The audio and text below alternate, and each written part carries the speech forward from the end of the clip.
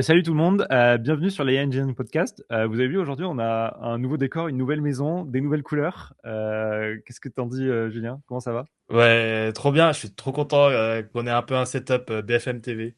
Ouais, c'est ça. On D'ailleurs, a le petit bandeau qui défile en bas là.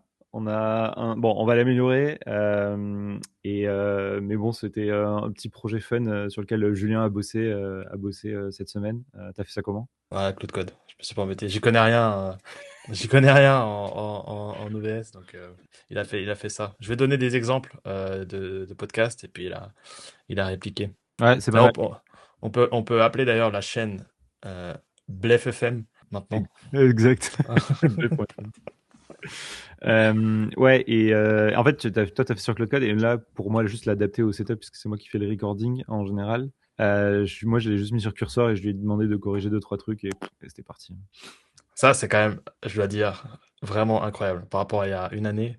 Des petits side projects comme ça que tu peux envoyer. Alors, le code, Et dégueulasse. il est dégueulasse, hein, c'est pas la question. On en reviendra d'ailleurs plus tard, on reviendra plus tard là-dessus pendant l'épisode, mais, Ouais, mais pour des petits trucs comme ça, one shot, je trouve que c'est quand même une sacrée innovation. yes.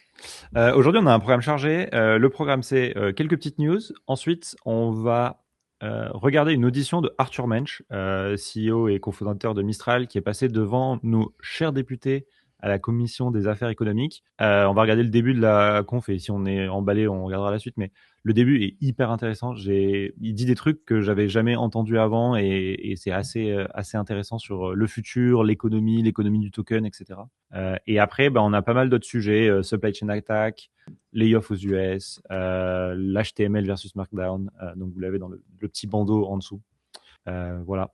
Pour commencer, on peut prendre post que tu as fait cette semaine, Julien. Euh, Ouais, c'était un peu le mood en début de semaine, où un peu fatigué d'avoir l'attention qui est un peu distribuée un peu trop partout. Et puis ça m'a fait penser justement à mon vieil iPod que j'avais quand j'avais 15 ans, qui était juste super simple, juste de la musique, quoi. Et donc, du coup, ça m'a fait écrire ce post en début de semaine. Puis j'ai vu que t'as commenté aussi, je crois que t'as ouais, suivi un peu le mouvement. Toi aussi, t'as acheté ce device. Donc voilà, c'est un peu pour partager le mood de ce début de semaine, la simplicité. la simplicité, pas de distraction. Ouais, bah en fait, moi, j'en ai. Alors, de mémoire, j'ai pas eu cet iPod-là dans le passé. J'avais un iPod Touch, mais j'ai jamais eu celui-ci. Et je sais pas, il y a 3 mois, je me suis dit putain, j'en veux un. Donc qu'est-ce que j'ai fait? Bah, bon, je suis allé sur le Bon Coin et j'en ai acheté un. Je l'ai payé 130 euros, ce qui est quand même cher hein, pour un truc qui date de, il y a un sacré paquet d'années quoi. Je crois que celui que j'ai, il date de 2007.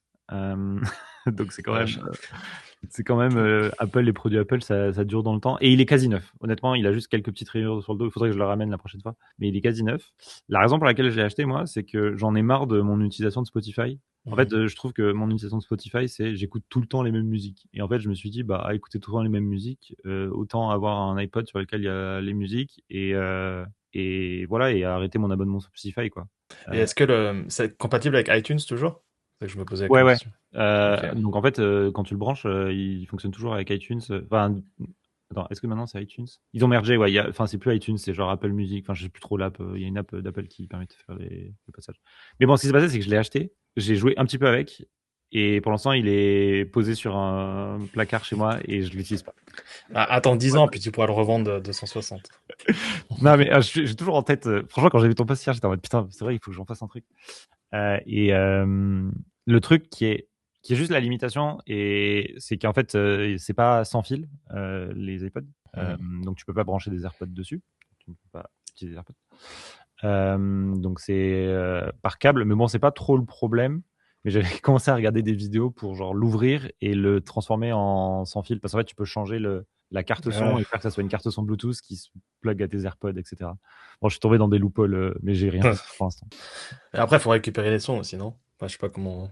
Non, mais les sons, je les ai. J'ai les CD chez moi, je les rip, je les mets, tu vois. C'est comme ça que je récupère les sons. Voilà. Et j'ai les vinyles. Euh, Je rip les vinyles, tu vois. Je prends les vinyles, vu que j'ai les sons vinyles, je les mets sur mon iPod. Second sujet. Quack, ça c'est des trucs fun. C'est genre, ça fait un sacré paquet de temps que tout le monde dit comment je mets DuckDB en prod. Et ben, DuckDB et Hannes ont annoncé hier au AI Council que DuckDB devenait une client-server database. Et donc, ça permet de résoudre un problème que tout le monde a, qui est comment je fais pour avoir deux process qui écrivent dans la même instance DuckDB. Et c'est ce que Exact. permet de faire Quack. Trop bien. T'as Enfin, t'as une news regardé? data qui est trop stylée. Ça faisait quelques semaines qu'il n'y en avait pas eu, je trouve. Ouais, c'est vrai. Ça, c'est vraiment trop, trop bien. Parce que ça va vraiment permettre de mettre DuckDB littéralement en prod un peu partout. Ouais, Et sortir du cas juste d'analyse ad hoc un peu. Et ça, c'est trop bien. Il y avait un peu des hacks avant où tu faisais avec un flight server, etc. ouais, c'est ça. Il y a pas mal de hacks. Il a comparé un peu, si tu regardes la keynote où il en parle, il a comparé les perfs tous les hacks et toutes les alternatives à Quack. Et Quack est infiniment plus performant. La manière dont ils l'ont codé, la manière dont ils l'ont pensé. Et juste pour expliquer dans le détail ce que c'est Quack, c'est une extension que tu installes sur tes instances DuckDB. Et ensuite, tu peux mettre une instance que tu as en serveur, du coup. Et donc, tu fais genre call Quack serve et donc ça fait que ton instance devient serveur. Et ensuite, tu peux avoir des clients qui, avec la Quack extension, sont capables de quacker avec le serveur. Et donc là, par exemple, tu as un serveur qui est central et sur celui-ci, tu peux faire du select étoile, tu peux faire de l'insert et voilà. Et en gros, il fait le parallèle, enfin, ils font le parallèle que c'est comme du remote procedure call, je sais plus où est-ce qu'ils l'écrivent, mais ça ressemble à du RPC en fait, la manière dont ça fonctionne quoi. Et après ton Quack server, bah, derrière ça peut être un DuckDB classique ou ça peut utiliser du Duck Lake, peu importe. Enfin, en fait, tu peux choisir ce que tu veux. Et franchement, Et tu c'est peux bien, avoir ça devient composable et tout quoi. donc c'est toujours un fichier derrière, dans ton serveur. Je pense Derrière que tu ton. peux choisir de toujours avoir du fichier, ouais. C'est ça. Ok. Là, tu as toujours ta database DuckDB, tu as tes tables, tes vues, etc. Je sais pas creuser comment ils gèrent la concurrence exactement. C'est vrai que J'en ai là. et ça, j'ai pas du tout regardé. Il faudrait que je creuse aussi. Mais ce qu'ils disent, tu vois, c'est genre là, est-ce que je peux l'utiliser pour faire de l'OLTP? Il dit oui, parce que Quack, ça peut handle few thousand of writes per second on a serveur Ok. 8 CPU, 32 Go de RAM, quoi. Donc Ah c'est ouais. vraiment, et c'est toujours une process. Donc en fait, ça devient un truc qui est vraiment composable. Tu choisis les briques que tu veux. Est-ce que tu veux être local, single node? Est-ce que tu veux avoir une archi un peu plus grosse et production ready, quoi? Mais c'est ce que tous les cloud warehouses essaient de faire aussi, avec ces hybrid tables. Enfin, c'est Ouais. Snowflake appelle ça comme ça. Je sais pas à quel point dans Snowflake ça marche, mais là ça revient à ça en fait. Ah, Exact. tu peux tout faire, les deux, OLTP, OLAP, avec la même technologie. Juste le nom, j'aime pas trop le nom. Ouais, bah enfin, moi je trouve ça fun, mais c'est genre, why is it called quacked? Parce qu'en fait, c'est les canards qui sont des Mallar's duck, ils communiquent by quacking. Bon, voilà. Donc là, de toute façon, c'est leur choix DuckDB, c'est genre toutes les releases s'appellent après le nom Ouais, d'un clairement. canard, etc. Ouais. Trop stylé. Et ben maintenant, je pense qu'on peut jump sur Arthur, notre cher Arthur devant les députés. Je pense que c'est assez stylé. Donc j'ai écouté 25 minutes de ce truc-là. Alors, je vais passer le tout début où il explique qu'il faut qu'il appuie sur le micro pour parler. Pour le contexte, c'est une commission à l'Assemblée nationale où les députés peuvent, sur certains sujets, appeler des patrons d'entreprise pour poser des questions. Je pense qu'en France, on l'a beaucoup vu récemment sur la commission d'enquête sur l'audiovisuel public. Et là, c'est une commission d'enquête différente qui est commission d'enquête sur les dépendances structurelles et les vulnérabilités dans le numérique et les risques pour l'indépendance de la France. Et donc, Arthur Munch a été invité. La manière dont ça se structure, en général, les commissions d'enquête, c'est la personne qui est invitée a le droit à un propos liminaire de 10 minutes. Donc, c'est une introduction où la personne peut dire ce qu'elle a envie. Et ensuite, les députés, la rapporteure, là, c'est une rapporteure, peuvent poser des questions. Et ensuite, ils choisissent de répondre ou de pas répondre. Le truc qui est intéressant, c'est que les personnes qui sont convoquées à ces commissions d'enquête jurent de dire toute la vérité. Ils sont sous serment. Donc, s'ils mentent, voilà, ça peut être répréhensible légalement. Et donc là, il y a Arthur Mensch avec Audrey Herblinstoup, qui est la directrice de la communication et public, enfin, du public chez Mistral. Enfin, c'est le lobbying public, quoi. Voilà. Est-ce que tu entends le son? Madame Oui. la présidente, Ben voilà, on peut monsieur écouter. le rapporteur qui n'est pas là, donc madame la prise, mesdames et messieurs les députés, je tiens à vous remercier. Attends, je vais accélérer un petit peu le Arthur. Sujet clé qui est donc l'autonomie de l'Europe sur le plan de l'intelligence artificielle, sur le plan de manière générale des services numériques, c'est-à-dire que je pense qu'il ne faut pas faire de distinction. Les services numériques aujourd'hui et surtout demain, c'est essentiellement de l'intelligence artificielle. Ça, c'est intéressant, tu vois. Et ça va un peu être tout le fil dans son truc, c'est un service numérique, c'est de l'IA, le cloud, c'est de l'IA, et il ne doit pas y avoir de distinction. Ouais, bah, c'est son. Tu vois, je trouve que c'est trop bien d'entendre un ingénieur sur la place publique, c'est ce qu'on a discuté la semaine dernière. Ouais. Je trouve que ça change et ça rajoute clairement la crédibilité aux propos. Et un ingénieur d'une boîte qui est en plus leader dans le domaine, du moins en France, en Europe, je crois. En Europe, ouais. On peut dire que c'est Ouais, le ouais. leader en Europe. Ouais. Donc ça, je trouve ça c'est trop bien. Et en effet, bah après, logiquement, de son point de vue, l'IA pour lui c'est tout. Après, je sais pas ce que t'en penses, mais c'est peut-être déjà un peu trop centralisé. Je sais pas si t'es d'accord déjà sur ça. Moi, je sais pas trop. Je crois pas, non. Je pense pas que c'est d'accord. Ah, tu vas voir ce qu'il dit ensuite. Du stockage, vous avez un peu d'exécution, etc. Mais fondamentalement, les services numériques, le cloud, c'est l'intelligence artificielle. Il n'y a pas de distinction à faire sur ce sujet. Et donc ça répondra peut-être à votre question. J'ai noté vos deux questions, j'y répondrai après. Peut-être pour donner un peu de contexte, alors comme vous le savez, l'intelligence artificielle redéfinit les équilibres économiques, géopolitiques. La question n'est pas tellement de savoir si l'Europe peut rivaliser, mais plutôt comment elle peut le faire, parce que je pense que si elle ne rivalise pas, en réalité, elle s'assoit complètement sur toute forme de présence et de voix au chapitre dans le concert des nations.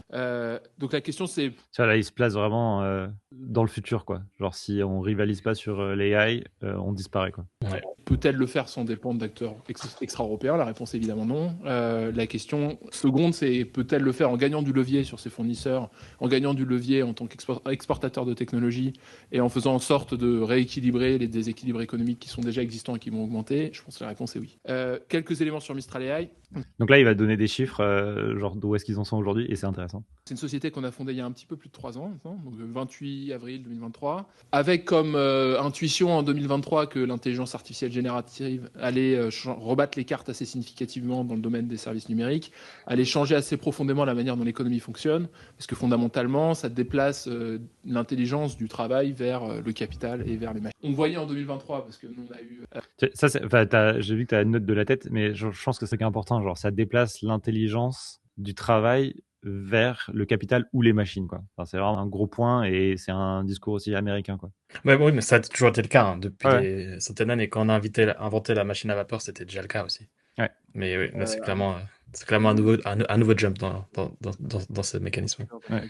Que le monde se dirigeait vers un oligopole assez net et on voulait évidemment contrer cet oligopole. Et donc on a créé Mistral 2023 avec une quinzaine de personnes en France, en Angleterre, avec essentiellement des chercheurs. Ce qu'on a fait, c'est d'abord démontrer au monde qu'on savait entraîner des modèles de langue, donc ceux dont il s'agit pour faire de l'intelligence générative. Et ensuite, on a démontré, on les a mis on a fait un modèle ouvert, c'est-à-dire qu'on les a donnés au monde pour montrer qu'aussi on pouvait s'en emparer, les modifier, les déployer où on voulait, etc. Donc c'était une technique de décentralisation et de déplacement des acteurs établis. Et puis à partir de là, on a continué à investir dans les modèles. On peut faire une pause.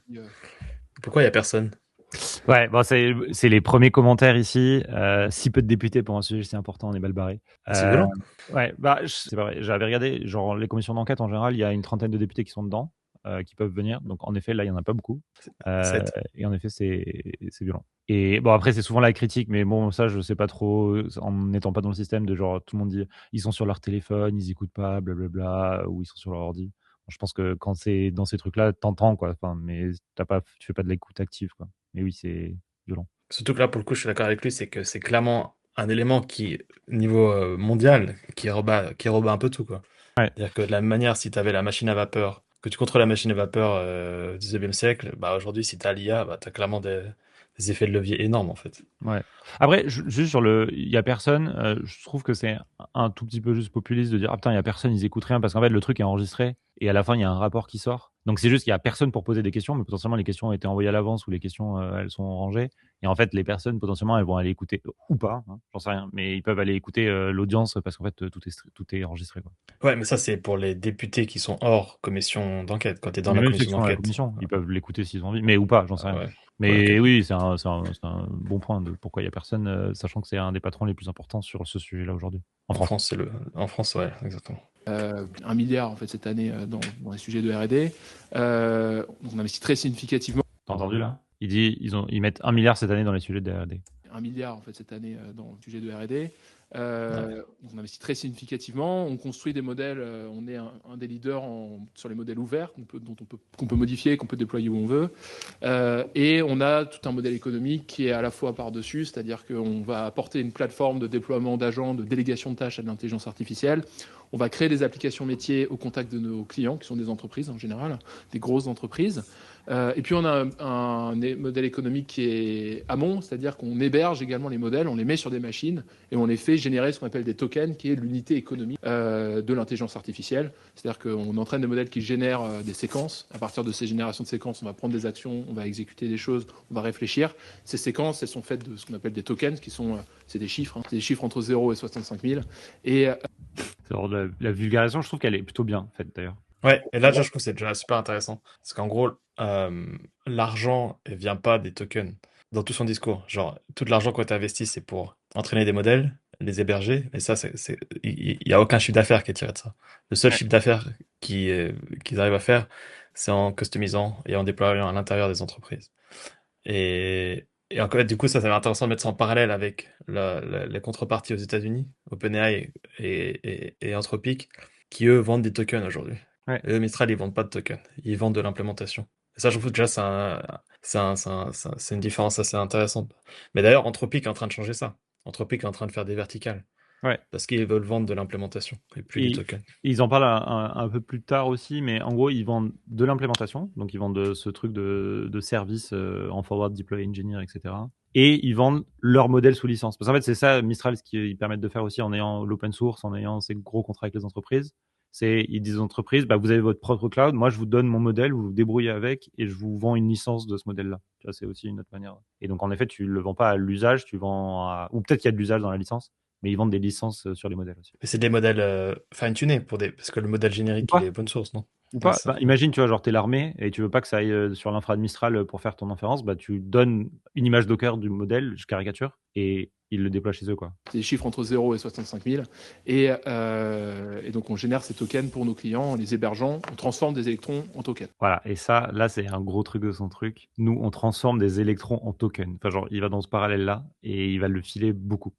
Aujourd'hui, quelques chiffres, on est 1000 collaborateurs. C'est le CEO d'NVIDIA, voilà. Je cherchais de ce que Ouais. j'avais entendu parler de ça. C'est le CEO d'NVIDIA qui avait sorti ça dans son interview il y a quelques semaines. Bah, il prend cet axe-là aussi. Une valorisation de 12 milliards d'euros et 1 milliard d'euros de revenus visés d'ici la fin de l'année. Donc là, on a le chiffre à peu près. Ils sont à 1 milliard. Si on compare avec notre cher Dario Amodei, qui dit qu'aujourd'hui, cette année, il visait 1 x 10 et à la fin d'année, il pourrait atteindre 1 x 80. Et donc, a priori, ils ont dépassé les 30 milliards. On est en retard avec Mistral, mais bon, franchement, quand même dans la course. Hein, je pense qu'ils sont 3e ou 4e entreprise sur ces sujets-là, qui est vraiment, vraiment, vraiment bien, quoi. Ouais, c'est clair. Nos clients sont des clients entreprises, des clients dans le secteur public. Pour citer quelques-uns en France, on a la DINUM, la Caisse des dépôts, France Travail. Dans le secteur privé, c'est MACGM, Stellantis, Total Energy, BNP Paribas, etc. On fait à peu près 30% de notre chiffre d'affaires en France, 70% dehors, et environ 3/4 de nos chiffres d'affaires, pour vous donner un peu une idée de où est-ce qu'on est. Donc on est un exportateur de technologie fondamentalement, à la fois aux États-Unis et en Asie également. Il dit exportateur de technologie en Asie et aux États-Unis. Pour l'instant, c'est petit parce qu'il dit 75% c'est quand même fait en Europe. Mais c'est quand même intéressant, quoi. Ouais, clairement. Ce qu'il faut Je pensais que ce serait beaucoup plus français, encore plus que français. Tu pensais que ça allait être plus en France? Ouais. Ouais, c'est bien, beaucoup plus, 30%, ouais. c'est déjà un bon mix. artificielle générative. Et fondamentalement sur ce qu'on appelle l'intelligence artificielle aujourd'hui, c'est que c'est un modèle qui consiste à transformer de l'énergie en intelligence, donc en génération de tokens qui sont derrière utilisés pour déléguer des tâches, pour faire de la recherche en mathématiques, pour opérer des chaînes logistiques, pour améliorer des outils, pour déployer des systèmes embarqués dans des robots, dans des drones, etc. Donc on est dans un métier où on transforme de l'électricité en génération de tokens. Et c'est Et voilà. Et là, il rentre dans ce truc on transforme de l'électricité en génération de tokens, ou on transforme de l'électricité en intelligence, quoi. fondamentalement quelque chose qu'il faut traiter plus ou moins comme une ressource naturelle, c'est-à-dire qu'il faut réfléchir à l'intelligence comme on réfléchit à l'énergie. Donc nous, notre objet, c'est de fournir une intelligence qui est peu chère, affordable, on va dire en anglais, qui est sécurisée en termes d'approvisionnement, c'est-à-dire qu'on n'a pas besoin d'aller la chercher chez quelqu'un, par exemple, et qui est par ailleurs durable parce qu'elle transforme de l'énergie qui est moins carbonée qu'ailleurs, parce qu'on utilise en particulier d'énergie française. Tu veux rebondir là-dessus? Plug, c'est pas ça? Plug baby plug. C'est un peu... Ou drill baby drill. Ouais, c'est ça, exactement. Ouais, c'est une manière macroéconomique de voir tout ce qu'on est en train de faire depuis le début et tout ce qu'on dit dans le podcast depuis 3 mois, tu vois. On utilise des modèles. Ces modèles, c'est une délégation de l'intelligence. Pour avoir autant d'intelligence, il faut beaucoup d'électricité. Du coup, on va avoir des sujets qui est ton intelligence mécanique, est-ce qu'elle est carbonée ou est-ce qu'elle n'est pas carbonée? Si tu l'as en France, elle est moins carbonée que si tu l'as aux US. Ouais, et ben ça, je crois que c'est le gros sujet, l'accès à l'énergie. Mais pour tout, en fait. Ouais, bien sûr. Pour tout. L'accès à l'énergie, c'est ça qui est en train de définir. Je suis pas un macroéconomiste ni rien, mais ce que j'entends, c'est que c'est l'énergie qui drive un peu tout. Et donc, du coup, encore plus maintenant, si on a de l'intelligence comme ça à foison, décentralisée, c'est que l'énergie va encore plus devenir un bottleneck parce qu'on va encore plus en avoir besoin. Ouais. Et bon, l'avantage de ça, c'est on n'est pas dépendant d'énergie externe, entre guillemets. Dans le sens, par rapport à du pétrole, par exemple, on est clairement dépendant d'autres pays. Avec ça, avec l'électricité, c'est pour l'un des forces de la France, c'est de pouvoir produire sa propre électricité. Et donc ça, je pense que c'est ça sur quoi il va continuer, non? Ouais, il en Embrayer parle là-dessus. bien. Pas suffisamment assez de cette manière. C'est-à-dire l'intelligence, c'est comme l'électricité finalement, c'est comme l'énergie. Et par ailleurs, on a cette tendance, qui est à mon avis une tendance assez fausse, qui est de séparer les services numériques de l'intelligence artificielle. Aujourd'hui, le cloud, c'est l'intelligence artificielle. La croissance du cloud, c'est l'intelligence artificielle. Les services à haute valeur ajoutée, donc à forte marge, qui permettent de faire de la R&D, c'est l'intelligence artificielle. Donc, tout le reste, Une petite pause. Et il y a ça, mais ça va même plus loin. C'est que la finance, c'est de l'IA aujourd'hui. Si tu prends le S&P 500, toute la croissance qu'il y a ces derniers mois, c'est purement AI. Si tu enlèves l'AI ou l'IA, la croissance est à zéro. Donc en fait, Ouais. tu as tout le monde financier qui est tiré par l'IA en ce moment. Et en plus tiré par beaucoup de non-profit ou si du profit de certaines boîtes on top, mais il y en a beaucoup, c'est pour l'ensemble de l'hypothèse, tu vois. Ouais, c'est de la spéculation, clairement. On va dire Nvidia qui vend ses GPU, bon, on va dire que c'est du profit. Enfin, dans le sens où les GPU sont produits, ils sont vendus et Nvidia fait du profit, quoi. Mais Ça dépend à qui les vend. Ça dépend oui. à qui les vend. T'as raison. S'il les vend à OpenAI, duquel Nvidia est actionnaire. à partir du moment où on parle d'une intelligence artificielle, on peut construire tout ce qui est le reste des services cloud qui sont essentiellement des commodités aujourd'hui et qu'il faut savoir. Essentiellement, ça consiste à savoir opérer du logiciel qui est open source parce que c'est devenu l'infrastructure mondiale.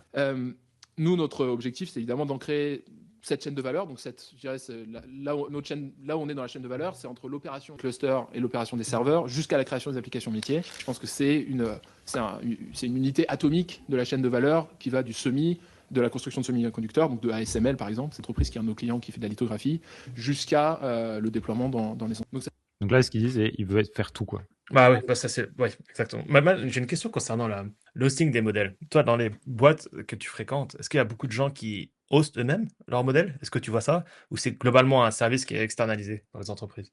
Quand tu dis hoster les modèles, c'est avoir son propre Olama ou le Olama CPP ou. Ouais, exactement, un petit GPU dans un serveur, je sais pas, pour une équipe, ou alors Il y en a t'as ton il y propre en a data vraiment pas center. beaucoup. Il y en a vraiment. Mais il n'y a pas beaucoup. Pour l'instant, les gens, ils sont encore à la consommation de l'API. Hein. Enfin, il n'y a pas beaucoup de personnes qui hostent eux-mêmes leur modèle. Hein. Enfin, à part les très grosses, tu vois.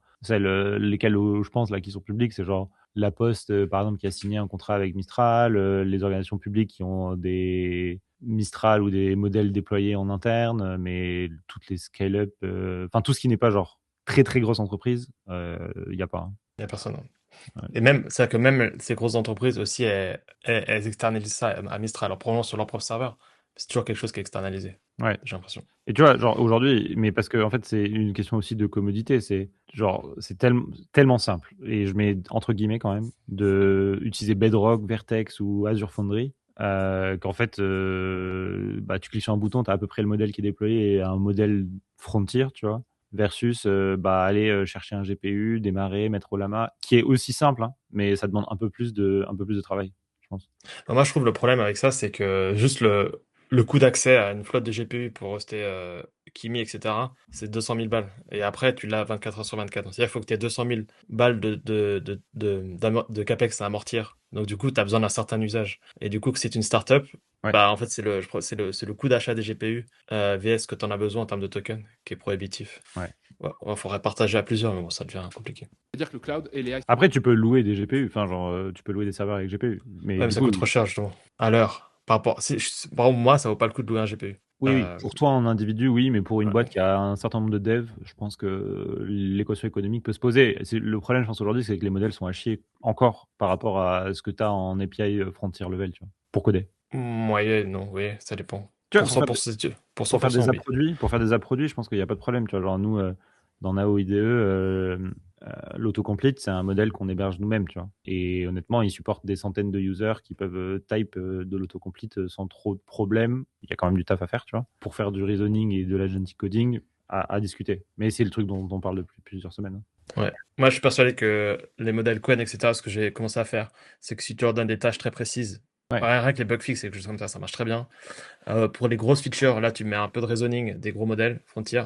Mais après, une fois que tu as cassé en sous-tâches, les modèles open source, ça va très bien pour la plupart des choses. Et Vraiment, je pense que c'est la partie orchestration qui est trop compliquée encore. Ouais, c'est ça. Ce que je peux dire, c'est que, en fait, il faut voir la souveraineté. Il faut arrêter de penser à la souveraineté comme un isolationnisme. Il faut y penser comme y pensent les personnes qui font des affaires. C'est-à-dire qu'il faut penser à la souveraineté comme un sujet de levier. C'est-à-dire que dans un monde où vous importez la totalité de votre service numérique aux États-Unis, vous n'avez pas de levier sur les États-Unis. Dans un monde où vous créez une partie de votre service et éventuellement vous les exportez, vous avez un levier supplémentaire. Dans un monde où vous vendez des biens aux États-Unis, vous avez du levier dessus. On le voit dans les négociations de l'Union européenne. On exporte un certain nombre de choses. Ça nous donne des arguments et des cartes à jouer quand on est à la table de négociation. Si on n'a pas cette capacité à ne pas importer la totalité de nos services digitaux, nos services numériques des États-Unis, on a un vrai problème. Le problème qui arrive, en fait, c'est que ce dont on parle, je pense le marché total dont on parle, il faut le comparer à la masse salariale. Aujourd'hui, chez Mistral, notre consommation d'intelligence artificielle pour nos employés, c'est 10% de notre masse salariale. Ça, c'est intéressant. Après, alors, c'est eux qui... Donc, c'est à quel prix? Dans le sens, c'est leur prix interne. C'est-à-dire qu'entre le prix interne et le prix auquel ils vendent leur token, il y a une différence. Donc, Ouais. c'est-à-dire qu'eux, ils ont déjà un prix réduit parce que c'est eux-mêmes qui infèrent. Et si même avec ça, c'est 10% de ta masse salariale, ça, c'est quand même assez important quand même. Ouais, je pense que, vu ce qu'il dit après, pour moi, c'est du 10% qui correspond à prix public. Je dirais. Vu, parce que j'ai écouté ce qu'il dit après, je pense que du coup, c'est plutôt du 10%. Ouais, mais attends, remarque, un ingénieur en France, tu comptes, je sais pas, je vais dire une bêtise, On va dire mais chargé, tu peux dire 60 000, 80 000. chargé, tu peux dire 100K. 100K entre 100 et 150. Je pense que chez Donc, Mistral, c'est 150. ok, donc là, c'est sur toute l'entreprise. Ouais. Donc, il y a probablement les ingénieurs, les postes moins hors ingénieurs Ouais, on va qui dire peut-être celle-là. peut-être 80K chez Mistral chargé Donc, tout le monde, quoi. donc ça fait du 800 par mois, 800 euros par mois en Et token. ils ont 1000 personnes, donc ça leur coûte, leur masse salariale leur coûte à peu près 1 milliard. Donc 10%, c'est 100 millions. Ils ont 100 millions de coûts de compute ID à l'année. Juste pour. Ouais, mais en fait, ça fait 4 max plan. En gros, par personne. Ouais, exact. Ce qui est quand tu regardes le prix max plan versus valeur faciale de ce que tu consommes, c'est à peu près ça, quoi. Enfin, Après, les max plan, ils sont ouais. subsidized. Donc, Et- ça compte pas. Donc, si tu dis que, si tu fais l'hypothèse qu'un max plan, il est subsidized fois 10, donc ça fait du 2000, donc ça fait 3. Donc, ouais. voilà. Donc ça Alors, fait un tiers de max plan, ce qui est pas énorme, en fait. Ouais. Mais du coup, là, il a un truc qui est intéressant sur son truc de 10%. Je le remets juste un petit peu en avant. on a un vrai problème. Le problème qui arrive, en fait, c'est que ce dont on parle, je pense le marché total dont on parle, il faut le comparer à la masse salariale. Aujourd'hui, chez Mistral, notre consommation d'intelligence artificielle pour nos employés, c'est 10% de notre masse salariale. Alors, on fait cette technologie, donc on l'adopte un peu plus rapidement qu'ailleurs, mais si vous extrapolez, d'ici 3 à 4 ans, la totalité de l'Europe utilise l'intelligence artificielle pour 10% de sa masse salariale. 10% de la masse salariale de l'Europe, c'est à peu près 1 trilliard. Voilà. C'est l'argent qu'il va aller chercher pour faire du chiffre d'affaires. C'est le 1 trilliard de Sam Altman et de Elon Musk. Juste en Europe. Et là, c'est juste en Europe. 1 trilliard, c'est Ouais, alors, oui et non, parce que c'est white collar, tu vois. Genre, ça, c'est les cols blancs. Ouais. Donc, l'extrapolation, elle est quand même Ouais. clairement tirée par les cheveux, quoi. Est-ce que c'est du white collar? Bah, pas forcément. Enfin, là, il dit, enfin, je sais pas, ça dépend de ce qu'il considère dans sa macroéconomie globale, tu vois. Mais il dit, je pense qu'il prend la masse salariale globale de l'Europe. Là, je pense peut-être qu'il exclut Oui. certains métiers, tu vois. Exactement, tu peux pas faire. Alors, genre ça, Pas. c'est probablement sourcé, mais faire une régression d'une boîte tech à une boîte lambda, c'est un peu, Oui, je suis c'est un d'accord. peu, ça exagère un petit peu probablement. Ouais. salariale de l'Europe, c'est à peu près 1 trilliard. 1 trilliard, c'est donc des services numériques, parce qu'il faut les générer, les tokens, etc. C'est 1 trilliard si on les utilise, si on importe de la technologie non européenne, c'est 1 trilliard de déficit commercial à rajouter à notre déficit commercial existant sur les services numériques.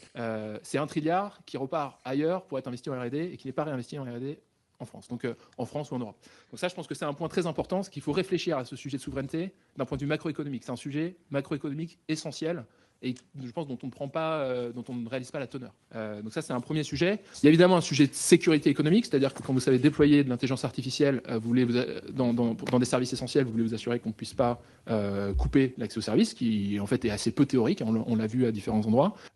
Donc ça veut dire que c'est important pour tous les aspects souverains, régaliens. C'est évidemment important pour la défense, parce que l'intelligence artificielle est maintenant au cœur des centres opérationnels des armées, et donc devient... Ça, c'est écho Anthropic OpenAI avec le Pentagone, mais je pense que c'est un vrai sujet. Et Palantir, mais bon, là, il y a le sujet de, OK, il y a l'AI qui est au milieu de l'armée, mais l'armée utilise d'autres logiciels qui posent aussi problème, quoi. Mais ils ont d'ailleurs probablement leur propre Mistral, non? Je sais pas. Ouais, bah, ou probablement qu'ils déploient leur propre Mistral.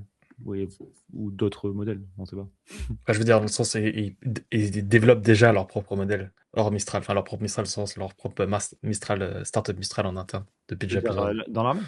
Ouais, non, je sais pas. Bon, pourquoi ils ne pas juste Mistral pour ça? Non, parce que je pense que ça fait déjà plusieurs années qu'ils le font. Ah oui. Enfin, j'espère. D'ailleurs, masse salariale totale en Europe, donc c'est 5400 milliards. Ok, donc il a un peu exagéré en disant 10%, c'est 1 trilliard. Déjà. Et puis c'est tout secteur confondu. Il y a la responsable communication à côté. Ah, mais c'est mieux de dire 1 trilliard que 500 millions. Exactement. La plateforme qui permet de prendre des décisions opérationnelles sur le champ de bataille, qui permet de faire du renseignement, etc. Mais Donc, si on n'a pas accès à cette technologie-là, on va devoir l'importer d'ailleurs, et ça veut dire qu'on peut nous couper cet accès. Je pense que c'est particulièrement critique. Mais enfin, il y a un sujet supplémentaire, qui n'est pas un sujet que nous on traite vraiment en direct, parce qu'on n'a pas une activité grand public éducative, c'est que l'intelligence artificielle qui génère du contenu façonne les représentations culturelles, façonne la langue, façonne également l'éthique, c'est-à-dire que les modèles qu'on fait, c'est des modèles qui ont une certaine politique, c'est-à-dire qu'ils actionnent certaines choses, ils vont écrire un certain type de code, etc. Et donc tout ça... Ça me rappelle le Dystopian Bench qu'on avait regardé. Les modèles Mistral, c'était les plus what the fuck. Ça serait super intéressant de savoir comment est-ce qu'ils orientent ces modèles. Ça marche comment? Pour donner un biais au modèle, ou pas? Qu'est-ce qui influence dans le post-training, dans la création des datasets? Tu vois, un peu la causalité du truc. Ça, j'adorerais comprendre ça. De manière intuitive, je dirais que la représentation statistique de ce que tu mets en entrée, quoi, j'imagine. Mais bon, vu que la neutralité n'existe pas, je pense que tu peux... Comment tu balances? Qu'est-ce que tu balances? Enfin, genre, comment tu mesures aussi. Ouais. Ouais, bien sûr. Et après, il y a les trucs à la anthropique, la constitution qui arrive on top, qui est embed dans le truc, qui sont de l'instruction mise post-training, quoi. Qui est décidé de manière unilatérale par la boîte, quoi. Ça devient qu'on invite un ingénieur Mistral sur le podcast. Bah, s'il y en a qui écoutent, qui regardent ce React, écrivez-nous sur LinkedIn et on adorerait parler avec vous. D'information, et ça devient une... Si t'écoutes Arthur aussi, n'hésite pas à nous écrire. Application de l'action. Et donc, si on doit importer des modèles d'ailleurs, et si on n'a pas de solution alternative, on va dire, en Europe, eh ben, on va être contraint d'utiliser les biais et les choix qui ont été faits par d'autres, les États-Unis et la Chine en particulier. Donc, quelques recommandations pour finir. L'intelligence artificielle offre l'espoir de rebattre les cartes. C'est vrai, ça revient à votre première question. Un des atouts de l'Europe et de la France en particulier, c'est sa base de talent. C'est un atout, si vous voulez, c'est une entrée dans le système. C'est-à-dire que si vous n'avez pas une grosse entreprise, des entreprises innovantes qui peuvent capter ces talents et les convaincre de travailler pour nous, ils vont simplement partir ailleurs et apporter leur valeur ailleurs. C'est ce qu'on a vu beaucoup, c'est, je pense, quelque chose qui commence un peu à se renverser, il faut qu'on en bénéficie. Au-delà des talents, je veux dire que l'Europe n'a pas beaucoup d'atouts, hein. On a une réglementation qui est plus lourde. Shot fire. Vas-y, je code, savoir ce qu'il va dire. On a un marché qui est fragmenté. Évidemment, un marché fragmenté, ça veut dire plus de difficultés pour vendre, mais c'est aussi des partenariats qui sont plus long terme, donc ça, on peut dire que c'est un atout. Il y a un atout de diversité culturelle très forte dans la langue, etc., qui a une vraie diversité pour l'intelligence. T'as pas entendu quand j'ai coupé, mais en gros, il a dit l'Europe n'a pas beaucoup d'atouts, et après, il dit genre, il y a trop de réglementation. Genre, c'est juste, ça a été coupé dans la pause. Et après, il passe quand même son temps à redire quelques atouts, tu vois, diversité culturelle, marché fragmenté, mais c'est quand même bien. Artificielle. Ce que je peux te dire, c'est que fondamentalement, nous, on n'existe que s'il y a un marché qui existe. Et le problème qu'on voit, c'est qu'en fait, ce marché, il se matérialise un petit peu trop lentement par rapport à ce qui devrait être le cas. C'est-à-dire que les entreprises n'ont pas encore complètement conscience de la quantité d'intelligence artificielle qu'elles vont utiliser dans les années qui viennent. Et en fait, la conséquence de ça, c'est que ceux qui peuvent investir avant la demande, c'est plutôt les Américains. Et donc, par exemple, il y a du surplus énergétique en France, à peu près 9 gigawatts en moyenne. Ce surplus énergétique, il va être capté plutôt par les entreprises qui sont les plus agressives d'un point de vue capitalistique et qui vont pouvoir mettre de l'argent sur la table, transformer ces électrons en tokens avant les autres. Et donc, nous, notre sujet, nous, on arrive à être assez agressif, mais on aimerait être plus agressif. Et pour ça, il faut qu'on ait une visibilité sur le marché. Ce marché, il est évidemment le marché privé, donc des entreprises qui choisissent de travailler avec nous pendant 5 ans, en 7 ans, et on en a plein. Mais c'est également la demande publique qui forme près 50% du PIB de l'Europe. Et donc, être capable de faire en sorte que cette demande publique, on va dire, ruisselle sur toute la chaîne de valeur en partant par l'endroit où on est fort, on a de la valeur ajoutée, qui est donc l'intelligence artificielle, et le faire de manière concentrée, c'est-à-dire ne pas le déployer avec de la subvention, simplement faire de la demande en bout de chaîne, donc sur les services numériques, c'est un atout essentiel, c'est un atout que nos partenaires américains et chinois utilisent massivement, c'est un atout qu'on a toujours eu peur d'utiliser en Europe, il faut absolument que ça s'arrête. 50% du PIB. Européen vient de la commande publique. Oui, c'est violent, non? Alors, je sais pas si tu as vérifié le chiffre, mais c'est beaucoup, ouais. Mais bon, est-ce que c'est choquant? Je sais pas sûr. Je sais pas, ça veut dire que tu as 50% du reste qui est transformé en impôt pour après être réinjecté derrière. Ouais. C'est fou. Je m'imaginais pas à ce point-là. Bah. D'ailleurs, c'est pas un peu la. J'ai vu qu'il y avait un article qui est sorti là, sur la French Tech il y a pas longtemps, qui disait justement un peu que il y a beaucoup de startups en France. Alors, je connais pas très bien le monde des startups en France, mais qui étaient vraiment dopées à la subvention publique. Ouais.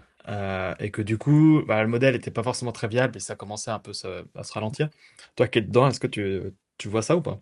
Ouais, bah, je suis assez d'accord. Et le truc qui est beaucoup poussé par notamment, souvent les acteurs infra et cloud, mais c'est souvent eux qui poussent ce truc-là, parce que c'est eux qui sont les plus desservis par ce sujet-là. C'est que, en effet, les startups ont plutôt de la subvention, donc BPI, plein de concours, plein de trucs à dossier où tu récupères des subventions, tous les trucs French Tech 2030, les aides, etc. Mais peu par de la commande publique, sachant que, et il y a beaucoup de personnes, il y avait un mec que je suivais qui était CEO d'un hébergeur français, je sais plus comment ça s'appelle, Scalingo, je crois, qui disait beaucoup, il faut arrêter de donner des subventions, il faut juste que vous achetez nos produits, tu vois, parce qu'en fait, c'est comme ça que Google est devenu ce qu'il est sur le cloud, ou c'est comme ça qu'Amazon est devenu ce qu'il est sur le cloud, parce que les gouvernements américains a acheté du Amazon quand Amazon, c'était pas encore ouf, quoi. Et sauf que le gouvernement américain, quand il achète du Amazon, il met beaucoup d'argent sur la table et ça permet de payer beaucoup de développeurs, d'améliorer le produit, etc. Et ça, c'est un truc qu'on n'a jamais fait en France, vraiment, ou mal. Et du coup, en fait, on donne juste des subventions. Les subventions, en fait, ça améliore pas le produit. Les subventions, ça paye des gens pour faire des trucs qui sont pas les trucs que les gens veulent forcément. Tu vois. Alors que quand tu payes un produit, du coup, tu achètes un service, du coup, tu améliores le service, du coup, tu crées un service, et tu as une boucle beaucoup plus vertueuse. Et la commande publique est trop lente à se débloquer. Elle a du mal à favoriser les entreprises françaises parce que on fait du capitalisme très peu protecteur en France comparé aux US, par exemple. Enfin, la loi du marché européenne est beaucoup plus ouverte que la loi du marché américaine. Tu vois.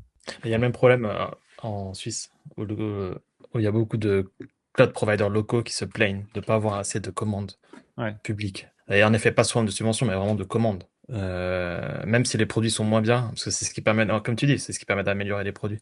Ouais. C'est le chiffre d'affaires. Et ça, il y avait eu ce scandale sur, je sais pas si tu te souviens, il y a 3-4 ans, sur les sujets de cloud, parce qu'en fait, aujourd'hui en France, les leaders, c'est Google, Amazon et Microsoft. Et du coup, ils avaient fait les clouds souverains. Et les clouds souverains, ils donnaient à Dassault les droits d'exploiter le cloud. Mais en fait, ce que faisait Dassault, c'est que c'était un data center Dassault sur lequel tu mets genre, alors je crois que Dassault, ils étaient avec Microsoft, sur lequel tu mets genre le software Microsoft, tu vois. Mais en fait, est-ce que c'est ça la bonne solution? Non, la bonne solution, c'est potentiellement d'aider OVH, d'aider Scaleway, d'aider Mistral aujourd'hui là qui fait de l'infra et qui a priori se positionne très bien sur le cloud. Enfin, c'est ce qu'ils veulent faire, c'est ça leur strat, et de faire que ces boîtes-là soient les boîtes qui remplacent cloud américain, quoi. Je crois qu'il y a aussi un peu une partie culturelle, dans le sens, moi, je commençais à travailler en 2015, et puis les premières années dans lesquelles j'ai travaillé, dans les boîtes pour lesquelles j'ai travaillé, c'était clairement brainwash AWS, Azure ou GCP. Ouais. Et en gros, tout ce qui n'était pas là, c'était forcément moins bien. Et que du coup, c'était même un no-brainer en tant qu'ingénieur de pas aller vers ces services managés parce que tu gagnes du temps, parce que c'est plus rapide. Et je me souviens aussi de formations qui étaient offertes aux ingénieurs dans les entreprises. Donc, tu as vraiment aussi, je pense, tous les ingénieurs qui doivent aussi apprendre à prendre du recul par rapport à tout ça. Et parce qu'en fait, quand tu regardes les solutions européennes, moi, je suis sur OVH pour mes serveurs VPS, Heartsener, etc. Et puis ça fonctionne très bien, quoi. Il n'y a aucun souci. Il n'y a peut-être pas toute cette partie managée, mais je suis pas sûr qu'il y a vraiment besoin beaucoup de cette partie managée ou aussi souvent qu'on le pense. Et je pense qu'il y a aussi set au niveau de la formation des ingénieurs qui doit être opéré. Non, mais il y a un soft power américain sur le cloud qui fait que c'est dur d'en sortir, tu vois. Enfin, c'est genre, mais à coup pas aussi de ma faute, tu vois. Genre, je donne des cours en école depuis un certain temps. Bah, mes cours, je les fais sur BigQuery. Bon, après, parce que les warehouses, jusqu'à récemment, il n'y avait pas d'offre warehouse chez les clouds européens. Mais du coup, je donnais sur BigQuery. Parce qu'en fait, aussi, c'est plus simple, tu vois. Enfin, genre, juste le truc est plus simple, le truc marche, je le connais très bien, je donne ça. Mais je dis aux gens, apprenez pas BigQuery par cœur. Genre, regardez partout, il y a la même chose partout, tu vois. Et en fait, ils sont en avance et c'est un effort de donner de l'énergie sur ceux qui sont en retard, mais il faudrait le faire, quoi. Et ça, le seul qui en effet peut prendre le risque économiquement, c'est probablement un État. Et là, Ouais, exact. Parce que de mémoire, je crois, OVH Cloud, ça fait 1 milliard de revenus comparé à Amazon à AWS qui doit en faire 60. Il y a du travail, quoi. Donc OVH et Mistral font le même chiffre d'affaires. Je crois, attends. De mémoire, c'était Revenu. de marque en 2025. Ah bon, revenu, pas chiffre d'affaires. Bah, revenu en anglais, c'est chiffre d'affaires. Ah ok. Bah, pas- Ouais, c'est important. Et enfin, de manière générale, nous, on cherche à structurer les marchés, faire en sorte d'avoir une demande relativement unifiée. Donc, des marchés unifiés, c'est utile. Les marchés de capitaux unifiés, c'est utile. On n'en fait jamais assez. Et puis enfin, d'un point de vue purement infrastructure, la France a effectivement cette chance d'avoir de l'électricité en surplus. Il faut continuer à en faire parce que l'intelligence artificielle, on peut considérer que c'est environ 1 kW par personne à horizon 5 ans. 1 kW par personne à horizon 50, ça veut dire 40 gigawatts à fabriquer en France, ça veut dire environ 400 gigawatts à fabriquer en Europe. Et là il est rentré dans je vends de l'électricité. Enfin, j'achète de l'électricité, je vous revends de l'électricité.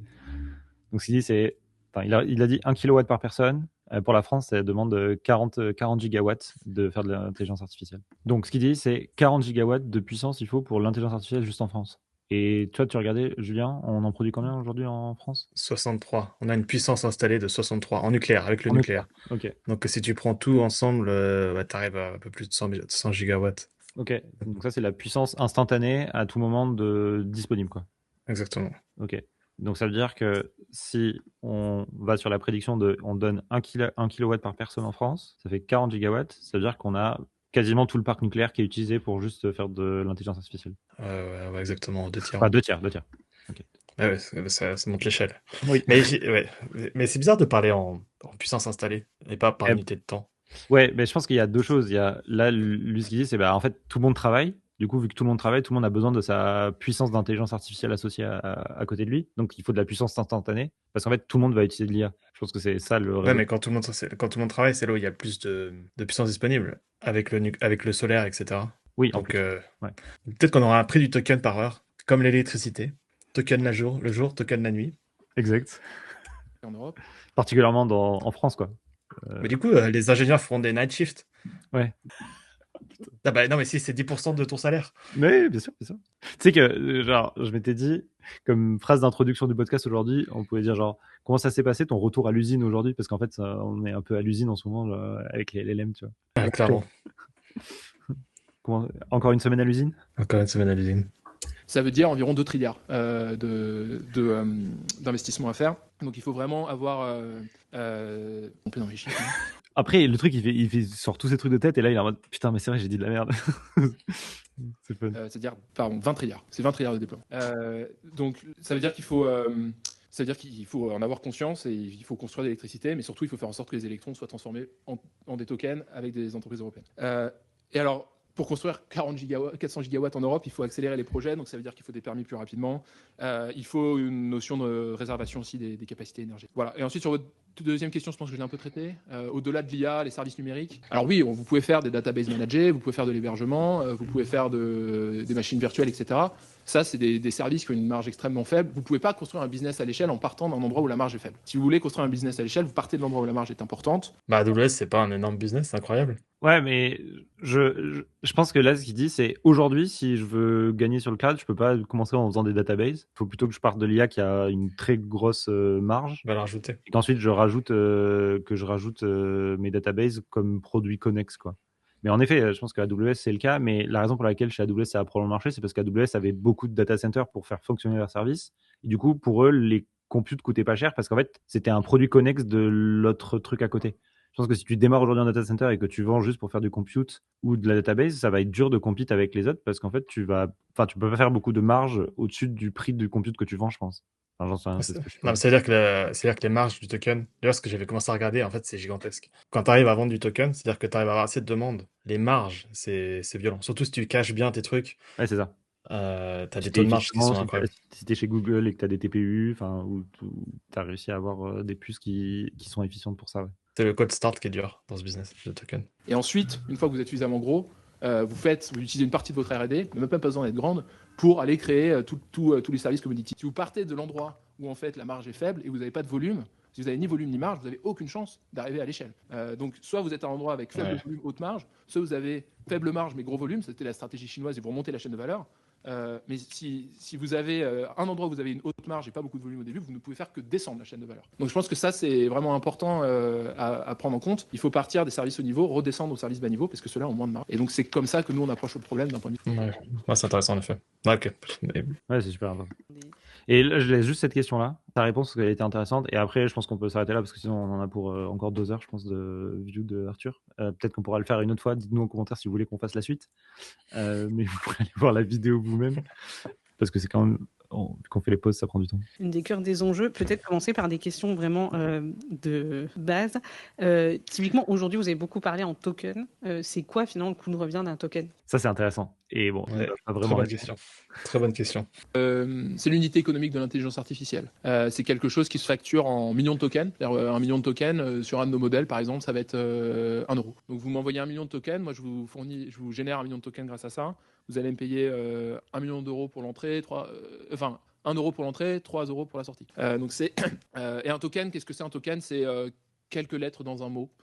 C'est un chiffre, c'est essentiel. Ça peut être aussi quelques pixels dans une image quand c'est en entrée. Donc on sait gérer tous les de la donnée multimodale. Ça peut être un bout d'un son également. Donc c'est ça l'unité. Nous, notre modèle économique, c'est partiellement un modèle hébergé donc à la consommation, c'est-à-dire que vous utilisez de la technologie, vous hébergez de la technologie chez nous et vous payez au token, vous payez à l'unité de temps en CPU. Donc quand vous faites autre chose que de l'intelligence artificielle, vous payez au stockage. On a également un modèle qui est plutôt un modèle de plateforme où en fait on va apporter notre logiciel, le déployer sur une infrastructure client qui du coup paye son infrastructure, ses GPU, ses CPU, son stockage. Et là-dessus, c'est plutôt un modèle de type licence sur lequel on a une couche de service par ailleurs pour construire de la valeur et transformer les entreprises. C'est ce que je t'avais dit. Et là, il n'a pas vraiment répondu à la question. Ouais. Ouais, 2 points. Puis ça clarifie le truc de la licence. En fait, il fait pas payer le modèle, il fait payer le soft qui permet d'hoster ces modèles chez soi, la plateforme. Ouais, c'est ça. Là, il y a le premier micro. Plus technique, on n'est pas encore, on n'arrive pas à avoir 2 micros qui fonctionnent en même temps. Il y a du progrès. Alors juste là, les chiffres que vous donniez, donc 1 euro, 3 euros, de ce que je comprends là, c'est les chiffres pour les consommateurs, si j'ai bien compris. Ou c'est votre En général, c'est plutôt utilisé par des développeurs qui vont faire des applications avec. Et donc moi, ma question, c'est aujourd'hui, donc ça, c'est le coût client, mais pour vous, parce que j'imagine que pour faire un token, pour vous, ça veut dire des investissements. Et donc, ça l'intéresse aussi de voir comment se construit en CAPEX pour développer le modèle, en CAPEX en termes d'infrastructure, en coût énergétique. Donc, globalement, pour vous, pour générer un token, ça vous coûte combien?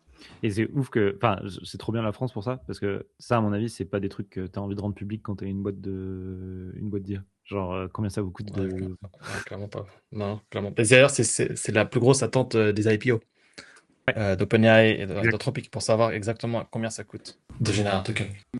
Le token, c'est l'unité client du service numérique. Donc, quand vous achetez un service numérique, vous achetez des tokens.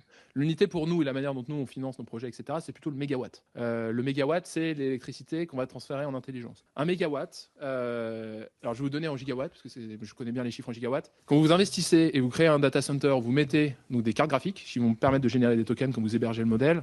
Pour créer 1 gigawatt, vous allez investir 50 milliards de dollars, sur 5 ans. Donc, il dit pour 1 gigawatt, il faut 50 milliards de dollars sur 5 ans, donc 10 milliards par an. Je sais pas ce que ça veut dire, mais c'est ce qu'il dit. Ça vous coûte Attends. Là, peut-être qu'on coupera, mais tout à l'heure, il a dit qu'il fallait qu'on génère 30 gigawatts en plus.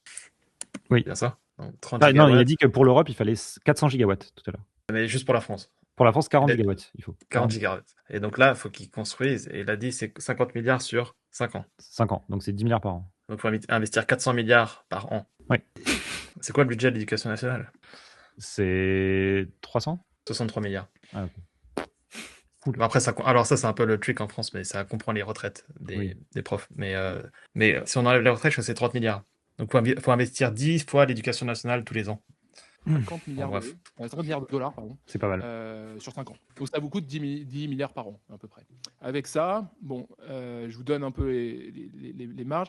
Avec 10 milliards de data centers par an, vous pouvez faire à peu près 20 milliards de revenus. Ça, c'est le chiffre. Je sais pas si t'as entendu, si t'as compris. Donc, tu investis 10 milliards, tu retires 20 milliards. C'est ce qu'il dit. Bah, c'est pas mal. C'est pas mal, ouais. Mais le truc, c'est que c'est pas si tu mets c'est pas tu mets $1, tu retrouves $2. Il faut que tu mettes 10 milliards pour avoir. Parce qu'en fait, il faut un data center.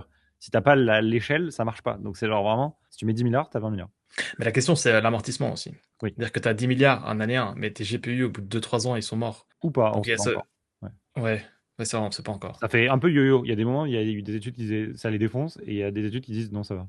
Donc, Franchement, si je te donne 1 euro, tu m'en donnes 2 au bout d'un an. Moi, j'investis chez Nao direct.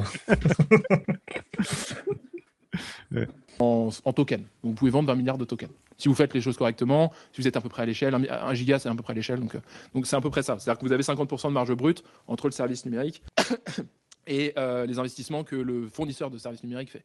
Donc c'est une marge significative, c'est une marge qui permet d'investir et de faire de la R&D. En particulier, ça permet de financer ce qui coûte extrêmement cher en intelligence artificielle, qui est l'entraînement des modèles. Parce que nous, on utilise nous-mêmes des GPU, on utilise aujourd'hui des dizaines de mégawatts pour entraîner des modèles. Donc ça, c'est des coûts uniquement pour nous qu'on porte. Donc voilà à peu près ce qu'on peut avoir en tête, 1 gigawatt. J'ai mentionné que si vous avez ne serait-ce que 10% de la masse salariale européenne qui devient de l'intelligence artificielle, on parle d'environ 400 mégawatts, parce qu'on va dire qu'on parle de 10 000 euros par an, et 10 000 euros par an, ça vous loue à peu près 1 kilowatt de GPU. Un GPU, c'est 2 kilowatts, donc vous louez un demi-GPU avec ça. Et donc finalement, vous êtes... Faudrait faire un escalier franchement, faudrait faire un escalier un post LinkedIn de ce truc. Ouais, faut reprendre en détail, c'est pas très clair. Ouais. Mais attends, parce que moi, si je loue un demi GPU par an, bah c'est rien en fait, par rapport à mes plans. Ouais, mais ça, c'est le truc, je pense que c'est un sujet d'échelle, c'est que si toi tu prends un demi GPU, tu fous rien. Mais si tu prends dans un cluster, tu consommes un demi GPU sur le cluster global, mais qu'en fait, quand tu fais des choses, tu prends le cluster global et t'es pas juste sur un seul GPU, ça passe, tu vois. Enfin, en fait, je pense qu'il faut la notion de cluster et pas le demi GPU, parce qu'avec un demi GPU, tu fais rien tourner sur un demi GPU. Non, bien sûr, mais genre, si on se met à une petite équipe de 10 et qu'on a un demi GPU chacun, chaque GPU, 5 GPU, bah. Je pense que ça tient, non? Tu penses pas? Bah, je sais pas, parce que les gros modèles, t'as besoin de 8 H100, c'est 250 000 $.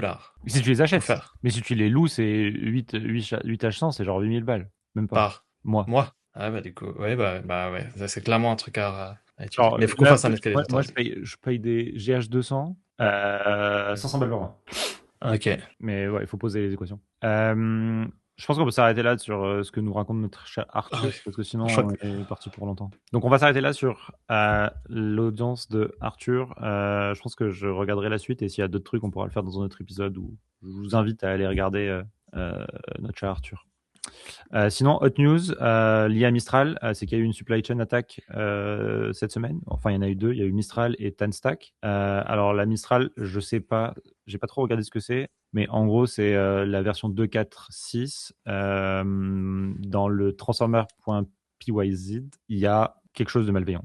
J'avoue que j'ai pas creusé ce que c'était, mais il y a quelque chose de malveillant. Donc ils ont traité le problème. Ce qui se passe, c'est que si tu vas, et ça je l'avais jamais vu, mais en gros si tu vas sur le package PyPy, la release a été quarantine, donc tu ne peux plus l'installer. En revanche, la 2.4.5 est toujours bonne, tu peux toujours l'installer, mais la 2.4.6 tu peux plus le faire. Et hier c'était trop chiant, ça a fait péter toutes mes pipelines de CI. C'est que tout le projet était quarantine, du coup je pouvais pas build parce qu'en fait j'ai une dépendance à Mistral, donc je pouvais pas build, je pouvais jamais genre appeler PyPy sur Mistral. Ce que ça veut quand même dire juste, et après je te laisse rebondir si tu veux, il y a un truc, il faut repasser sur tous les projets de tout le monde, et il faut bien penser à pin vos versions, mais genre à avoir un UV lock ou à avoir un package lock .json, et vraiment piner toutes vos versions, parce qu'en fait les supply chain attacks vont faire que accélérer. Pensez à être genre quelques versions en retard par rapport au truc, et pas tout le temps update et bump les versions, quoi. Voilà, le truc c'est d'utiliser UV, tu peux lui dire d'attendre une semaine. Ouais. C'est que tu as une fenêtre de temps. Et en général, ça suffit pour que l'attaque soit remédiée.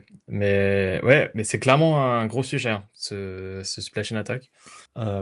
J'ai pas vu de setup encore qui permette vraiment de se protéger de ça, à part justement retarder l'installation. Et c'est un gros sujet. Et il y a eu une deuxième supply chain attack très grosse aussi, qui est TanStack. Donc, TanStack, c'est une librairie JavaScript qui permet de faire plusieurs choses. En gros, c'est une stack de plein de choses qui permet d'avoir un routeur en React, d'avoir un truc qui permet de faire des requêtes en React, d'avoir des tables. Enfin, en gros, ils ont plein de features différentes, de gérer le layer avec ta DB, d'avoir un layer AI, etc., qui est très Le state aussi. plein de gens. Ouais, le state. Et c'est genre, voilà, Apple, Microsoft, c'est genre vraiment beaucoup de personnes rely dessus. Et eux, ils ont une supply chain attack assez ouf, où leur dernière version, pareil, compromise, genre beaucoup de packages compromis.